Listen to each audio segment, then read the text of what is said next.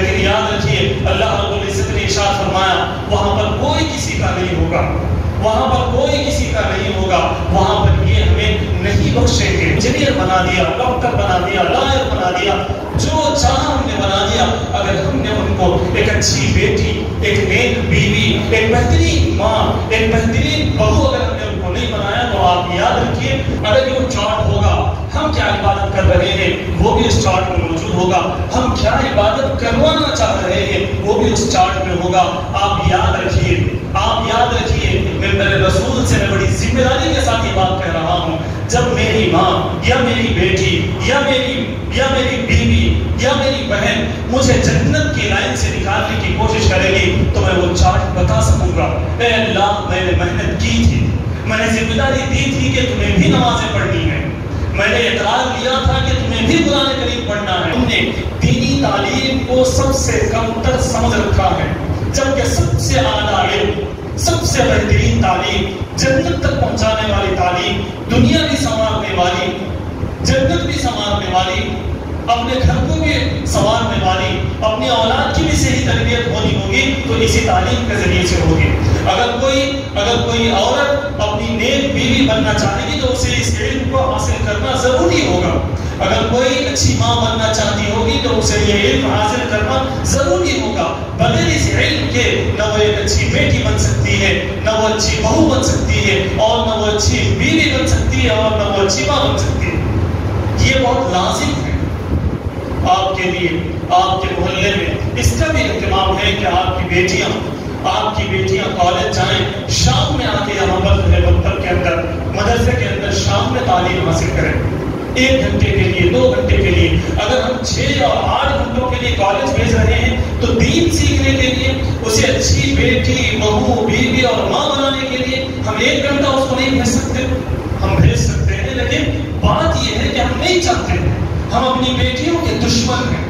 ہم اپنی بیویوں کے دشمن ہیں۔ آپ میرے الفاظ کو معاف کیجیے گا لیکن میں حقیقت بتا رہا ہوں، ہمیں کوئی سروکار نہیں ہے کہ وہ سدھر جائے اور اس کے ذریعے سے اس کی اولاد سدھر جائے۔ ہم چاہتے ہیں کہ وہ بھی برباد ہو، ہم چاہتے ہیں کہ ان کا گھرانہ برباد ہو، ہم چاہتے ہیں کہ ان کا سسرال برباد ہو، ہم چاہتے ہیں کہ وہ خود بھی جہنم میں جائے۔ آگے کی میں بات آپ کو بتا دوں کہ ہمیں بھی جہنم میں گھسیٹے۔ کلکم راع وکلکم مسئول عن رعیتہ، اللہ کے رسول صلی اللہ علیہ وسلم نے صاف الفاظ میں ارشاد فرمایا ہر گھر کا ذمہ دار اس کے پورے گھر والوں کا ذمہ دار ہے۔ اگر کوئی اپنی بیٹیوں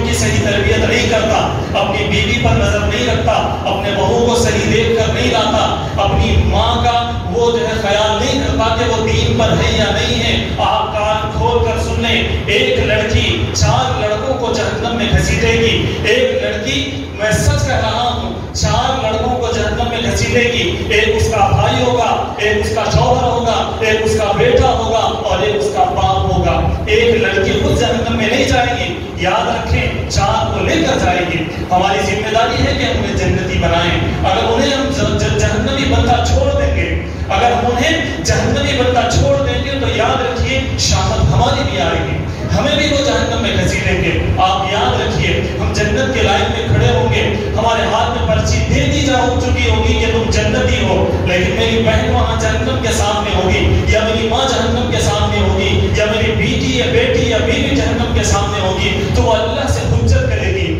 میرا بھائی جنت کی لائن میں کھڑا ہوا ہے، اے اللہ وہ جنت میں نہیں جا سکتا، اس نے مجھے دین پر نہیں چلایا۔ میری ماں وہاں پر ٹھہری ہوئی ہوگی، وہ کہے گی میرا بیٹا جنت میں نہیں جا سکتا اس لیے کہ وہ تو نمازیں پڑھتا رہا، مجھے نماز کا حکم نہیں دیا۔ میری بیوی مجھے وہاں سے گھسیٹے گی اور کہے گی کہ یا اللہ یہ تو جازا کر دین پر عمل کرتے تھے لیکن مجھے بتاتے نہیں تھے۔ دوستو یاد رکھیے یہ جو صنف ہے، یہ جو صنف نازک ہے، یہ جو عورتیں ہیں، یہ جو بیٹیاں ہیں، یہ جو بہویں ہیں، یہ جو مائیں ہیں، یہ جو بیویاں ہیں، آج ہمیں اچھے لگتے ہیں لیکن یاد رکھیے اللہ رب العزت نے ارشاد فرمایا وہاں پر کوئی کسی کا نہیں ہوگا،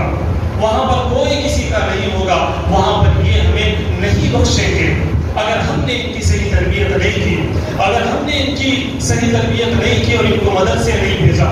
ان کو مکتب کو نہیں بھیجا، ان کو اگر ہم نے انجینئر بنا دیا، ڈاکٹر بنا دیا، لائر بنا دیا، جو چاہا ہم نے بنا دیا، اگر ہم نے ان کو ایک अच्छी बेटी, एक नेक बीवी, एक बेहतरीन माँ, एक बेहतरीन बहू अगर हमने उनको नहीं बनाया तो आप याद रखिए हमारे जितने अमाल होंगे, अगर हम मस्जिद और मदरसे के जिम्मेदार भी होंगे, अगर हम 20 उम्रे कर चुके होंगे, अगर हम कई सारे हज कर चुके होंगे, अगर हम कई गरीबों की मदद कर चुके होंगे, अगर हम कई पैसा लुटा चुके होंगे, लेकिन अगर हमने इनकी सही तरबियत नहीं की, अगर इनको हमने दीन पर नहीं लाया, अगर हमने इनको सुबह फजर में उठकर नमाज पढ़ने पर मजबूर नहीं किया, अगर हम इनके सर पे दुपट्टा सरकने को नहीं रोका, अगर हमने इनके हाथों में मोबाइल नहीं दिया, अगर हमने इनको नहीं सुना, कुल मिलाकर मैं आपको ये बताता हूँ कि अगर हमारी बेटियां, अगर हमारी बेटियां, अगर हमारी माएं दीन पर चलने वाली न रही, अगर हम चाहे जो कुछ कर लें, कान खोल कर सुन लीजिए, अगर हम जो कुछ कर लें, लेकिन इससे कुछ होने वाला नहीं है। सबसे पहले हम जिस तरह नमाजें अदा कर रहे हैं, हम एक चार्ट बनाएं, ये हमारी जिम्मेदारी है। आपको अजीब लगेगा, लेकिन मैं आपको हकीकत बताना चाहता हूँ। घरों में हमारे एक चार्ट हो, उसके अंदर लिखा हुआ हो, नमाजों का एक खाना हो, कुरान करीम का एक खाना हो, उसमें एक ऑप्शन हो कि हम टीवी कितनी देर देख रहे हैं, उसमें एक ऑप्शन हो कि हम मोबाइल का कितना इस्तेमाल करते हैं, उसमें एक ऑप्शन हो कि हम गीबत कितनी कर रहे हैं, उसमें एक ऑप्शन हो कि हम झूठ कितना बोल रहे हैं, और उस चार्ट को घर का हर फर्द फिल करे। मैंने इतनी नमाजें पढ़ी हैं, इतनी नमाजें मुझसे छूट गई हैं, मैं इतनी मर्तबा झूठ बोल दिया, अल्लाह मुझे माफ करे, मैं इतनी मर्तबा धोखा दे दिया, मैंने इतना कुरान पढ़ा, आज मेरा कुरान पढ़ना मिस हो गया, आज मैं तहज्जुद न पढ़ सका। ये तमाम चीजें हम लिखते रहे। अगर ये चार्ट होगा, हम क्या इबादत कर रहे हैं वो भी इस चार्ट में मौजूद होगा, हम क्या इबादत करवाना चाह रहे हैं वो भी उस चार्ट में होगा। आप याद रखिए, आप याद रखिए, मैं मेरे रसूल से मैं बड़ी जिम्मेदारी के साथ ये बात कह रहा हूँ, जब मेरी माँ या मेरी बेटी या मेरी बीवी या मेरी बहन मुझे जन्नत की लाइन से निकालने की कोशिश करेगी, तो मैं वो चार्ट बता सकूंगा, ए अल्लाह मैंने मेहनत की थी, मैंने जिम्मेदारी दी थी कि तुम्हें भी नमाजें पढ़नी है, मैंने इकरार लिया था कि तुम्हें भी कुरान करीम पढ़ना है, मैंने ये पाबंदी लगाई थी कि तुम्हें झूठ नहीं बोलना है, मैंने ये उससे कहा था कि तुम्हें सुन्नतों पर अमल करना है। ये देख लीजिए चार्ट, इस चार्ट में सब चीजें मौजूद है। अगर हम इस तरह का कोई सबूत बता सकें, अगर हम ये साबित कर सकें कि हमने अपनी घर की औरतों की फिक्र की है, कि उनको हमने मदरसे भी भेजा है।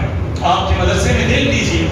छोटी से छोटी बच्ची से लेकर बड़ी से बड़ी उम्र की औरत तक के लिए इंतजाम है। अभी आपको तफसील से बताया जाएगा, हर एक के अलग अलग कैटेगरी से। अगर कोई कॉलेज की लड़की, कॉलेज में पढ़ने वाली स्टूडेंट है, तो उसके लिए भी हमारे पास निज़ाम है। अगर कोई स्कूल में पढ़ने वाली लड़की है, उसके लिए भी हमारे पास निज़ाम है। अगर कोई मुस्तकिल यहाँ पर पढ़ना चाहती है, उसके लिए भी हमारे पास इंतजाम है। अगर बड़ी उम्र की औरतें हैं तो उनके लिए भी अलग यहाँ पर इंतजाम है।